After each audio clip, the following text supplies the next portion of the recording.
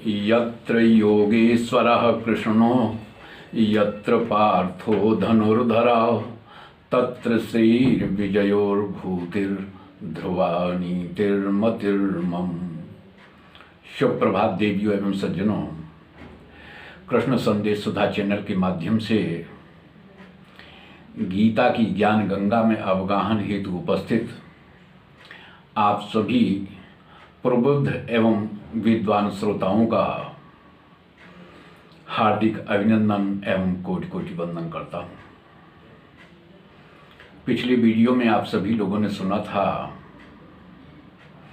कि जब जीवात्मा रजोगुण के साथ अपना तादात्म्य स्थापित कर लेता है, वहाँ पर काम और क्रोध का जन्म हो जाता है। इसके आगे भगवान क्या कहते हैं उसे आप लोग बड़े ध्यान से सुनेंगे।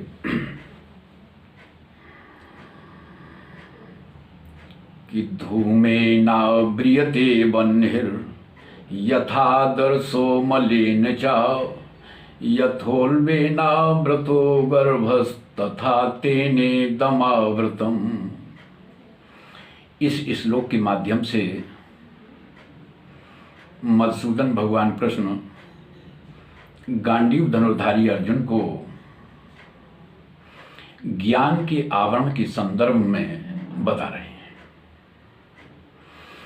जिसके माध्यम से जीवात्मा की शुद्ध चेतना धूमिल होती है। हालांकि यह आवरण कुछ और नहीं बल्कि काम ही है, जो विभिन्न रूपों में भाषित होता है। तो देखेंगे भगवान क्या कहते हैं इसके संदर्भ में। कि धूमेनाव्रियते वह्निर्, ऊपर से तो काला काला धुआं परिलक्षित होता है और नीचे आग प्रज्वलित होती है। तो आग के ऊपर जो धुएं का आवरण है, इसे सात्विक आवरण कहा है। यह सात्विक आवरण है। यद्यपि जहां भी धुआं होता है वहां पर आग का होना अवश्यंभावी है, किंतु प्रारंभिक स्थिति में आग प्रत्यक्ष रूप से अव्यक्त नहीं होती। आगे कहते हैं भगवान कि यथादर्शो मलिन च, जिस तरह से दर्पण के ऊपर जब धूल जमा हो जाती है, धूल छा जाती है, तो उससे कहीं दिखता है कहीं नहीं दिखता है, उसमें धुंधलापन दिखाई देता है। यह राजसिक आवरण है। आगे भगवान कहते हैं यथोल्बे नाव्रतो गर्भः, जिस तरीके से गर्भ सभी ओर से चारों तरफ से परिवेष्टित होता है, आच्छादित होता है, जिस तरह से गर्भस्थ शिशु जेर से अथवा जरायु से सर्वत्र परिवेष्टित होता है, वह कहीं से नहीं दिखता। तो यह तामसिक आवरण हुआ। आप लोगों ने कभी ध्यान दिया होगा कि जब किसी ज्ञानी पुरुष को क्रोध आता है, तो ऐसी स्थिति में जरा उससे कह के ये देखिए कि आप तो महाराज उद्भट ज्ञानी होकर के भी इस तरह से क्रोध करते हैं, तो जानते हैं क्या प्रतिक्रिया होगी। वह आग बबूला हो जाएगा, कहेगा जा जा, बड़ा आया है ज्ञान का उपदेश करने के लिए, पहले मैं तुझे देख लेता हूं, उसके बाद तू मुझे ज्ञान देना। क्यों? भगवान कहते तेने दमावृतम, जब क्रोध का आवेश होता है या काम का आवेश होता है, तब वह ज्ञान को ढक लेता है। भगवान व्यास जी ने भी भागवत महापुराण में ऐसा ही लिखा है,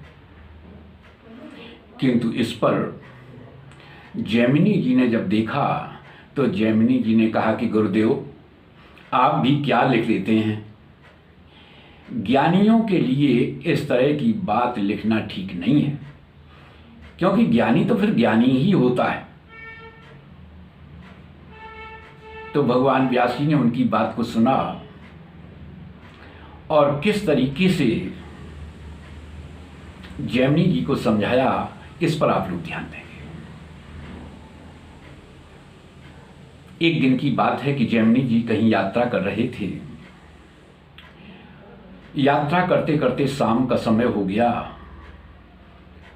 सूर्यदेव अस्ताचल की ओर प्रस्थान कर रहे थे। थोड़ी ही देर के बाद देखते हैं कि चारों तरफ से काली काली घटाएं घिराती हैं। घटाटोप अंधकार हो जाता है, अब कुछ भी दिखाई नहीं देता। जैमिनी जी का गंतव्य स्थल काफी दूर था। अब जैमिनी जी के मन में ये आया कि अब रात में आश्रय कहाँ लिया जाएगा। आगे पीछे कुछ दिखाई नहीं दे रहा है। तभी बिजली की चमक से पास में ही एक कुटिया दिखाई दी। जैमिनी जी के मन में विचार आया कि चलो इस कुटिया में चलते हैं, जो भी संत महात्मा होंगे उनसे ज्ञान चर्चा होगी और रात यहीं बिताते हैं। तो जैसे ही उस कुटिया के नज़दीक पहुंचते हैं जैमिनी जी, तो वहाँ पर देखा एक सुंदर सी युवती बैठी हुई है।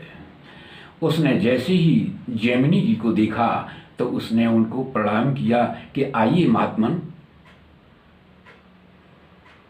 आइए कुटिया के अंदर आइए। जैमिनी जी ने कहा कि नहीं, मैं वृद्ध हूँ, महात्मा हूँ, ऋषि हूँ, ज्ञानी हूँ, हमारे लिए कोई ऐसी बात नहीं, मैं यहीं अपनी चटाई बिछाकर आराम करता हूँ। उस युवती ने कहा कि ठीक है महाराज, कोई बात नहीं, और उसने अपनी कुटिया की किवाड़ी बंद कर ली और अंदर चली गई। किंतु जैमिनी जी को रात में नींद नहीं आई। जैमिनी जी के मन में काम का आवेश पैदा हुआ। तो वो रात्रि में ही जाते हैं किवाड़ी के पास और आवाज लगाते हैं कि किवाड़ी खोलो। अंदर से युवती की आवाज आती है कि नहीं नहीं, अब मैं किवाड़ी नहीं खोलूंगी। इसके बाद जैमिनी जी क्या करते हैं कि जैमिनी जी उस कुटिया के ऊपर पुआल से बने हुए छप्पर को उघाड़ते हैं, कुटिया की छत को उघाड़ देते हैं और उसके अंदर प्रवेश कर जाते हैं। और देखा कि वहाँ पर जो स्त्री बैठी हुई है उसके नज़दीक जैसे ही पहुँचते हैं तो वहाँ पर देखते हैं कि लंबी दाढ़ी और लंबी लंबी जटाओं से युक्त स्त्री वेश में साक्षात भगवान व्यास जी बैठे थे। तो व्यास जी ने कहा, कहिए बेटे जैमिनी, ये सब क्या है? तेने दमाव्रतम। ये बात समझ में आई कि जब काम का आवेश होता है, जब ज्ञान का आवेश होता है तो वह ज्ञान को ढक लेता है। अब आगे भगवान क्या कहते हैं उसे आप लोग सुनेंगे। अगला श्लोक है, आवृतम ज्ञान में तेन ज्ञानिनो नित्य वैरणा काम रूपेण कौन्तेय दुष्पूरेणा नलेन च। हे कुंती पुत्र अर्जुन, ज्ञान के नित्य वैरी काम ने ज्ञान को ढक रखा है। यह बात सत्य है। विषयों को कितना भी क्यों न भोगा जाए, किंतु काम की तृप्ति हो ही नहीं सकती। जिस तरह से निरंतर ईंधन डालते रहने से आग कभी शांत नहीं होती, क्योंकि वह तो और ज़्यादा प्रदीप्त होती है, यही स्थिति काम की है। क्यों? क्योंकि यह दुष्पूर अनल हैं, इनकी तृप्ति कभी होती ही नहीं है। किंतु जो अज्ञानी हैं किंतु जो अज्ञानी हैं, मूर्ख हैं, हो सकता है उन्हें विषयों के भोग के समय कुछ प्रसन्नता की अनुभूति भले ही भासित होती हो, किंतु इसका परिणाम बड़ा दुखद होता है। तो भोगों की जो प्रसन्नता है, यही व्यक्ति का महान शत्रु है।